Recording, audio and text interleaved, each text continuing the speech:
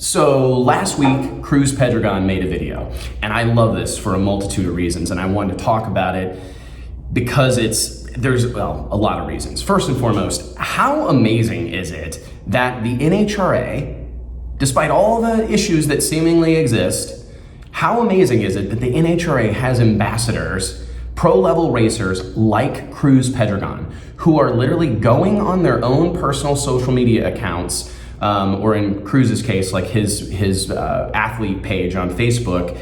How crazy is it that they have people going out there and defending them, defending this news that broke last week about the massive purse reductions? I just think it's amazing, and the NHRA as a whole is blessed because Cruz Pedregon is not the only one. While there are certainly always going to be, squeaky wheels, and I don't say that in a derogatory way. I'm just saying there are always going to be people that are more apt to spout off or more apt to have an opinion. There are also people that are just patently negative. That's just kind of their angle. I think it is amazing that Cruz Pedregon's going out here defending the NHRA stance, defending these purse reductions, and just trying to bring some realities to the situation, because there's a couple things at play here. First and foremost, almost everybody's struggling, right? It's not just the race teams, it's the NHRA, it's the tracks, it's people all across America, health, all around the world for that matter. These are tough times we're living in, and it's not at all surprising. No one in the world should be shocked that the NHRA is having to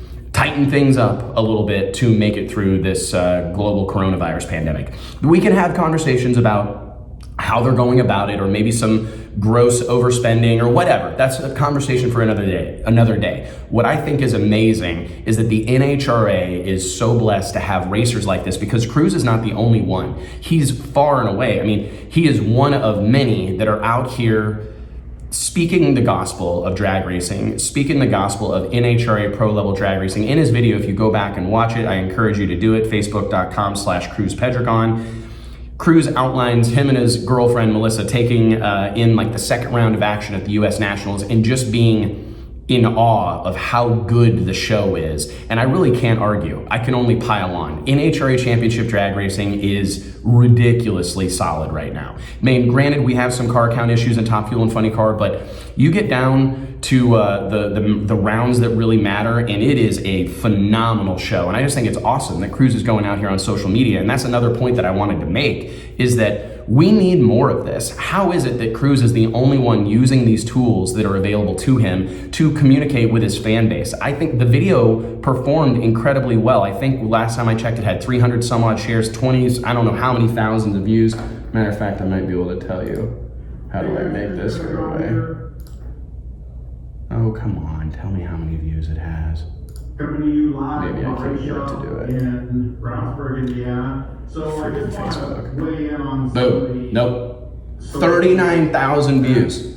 That's really, really good for drag racing. That's an incredible video, and everybody should be doing it. We should be seeing this type of stuff from Sean Langdon, from J.R. Todd, from anybody. Ron Capps would be another one, super well-spoken guy.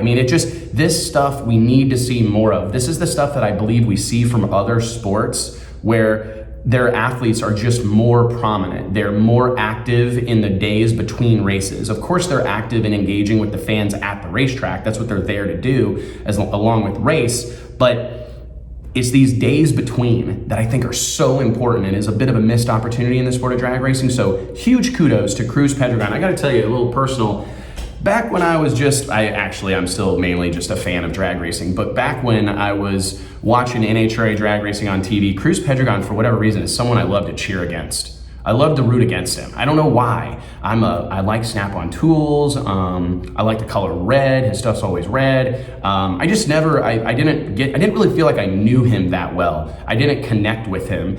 And over the course of the last couple of years, I've been fortunate enough to get to know him a little, not a lot, but I've done some interviews with him. He's one of the best interviews that exist in drag racing. He's also a guy that chooses to go and do it his own way. And I think, that's kind of classic drag racer, but he's actually one of my favorite guys out here racing. And I just want to give him public kudos for putting out that video, stepping up to defend the situation that exists with the NHRA right now, identify that there are hard times going on for everybody.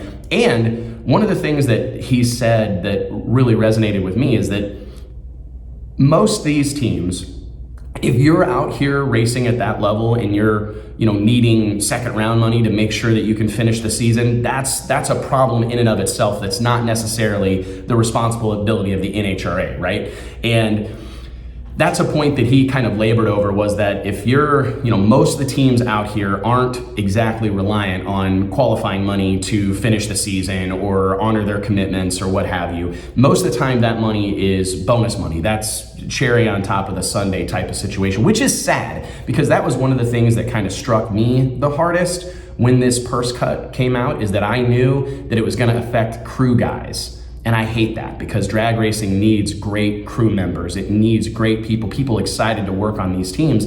And after most of them have already taken a salary cut in 2020 because of COVID, along with the rest of the world, you hate to see the potential of bonus money, because what happens a lot of times is when a Cruz Pedregon or a Matt Hagan or a Ron Capps wins an NHRA national event, that money that comes from the NHRA, that purse money, a lot of times is divvied up amongst the team. And that's what really broke my heart when that purse cut was announced, because I knew that it was gonna massively impact somebody that's spent a whole night repairing a carbon fiber body and is covered in resin, or somebody who serviced a clutch. It's gonna impact that person. I really hate that. But I just wanted to give credit to Cruz for putting out this video and identify the fact that he's not totally wrong. We can talk about all the things that the NHRA does wrong, but let's take a minute to think about what the NHRA does right and what they provide for our sport. 24 national events. Putting on one event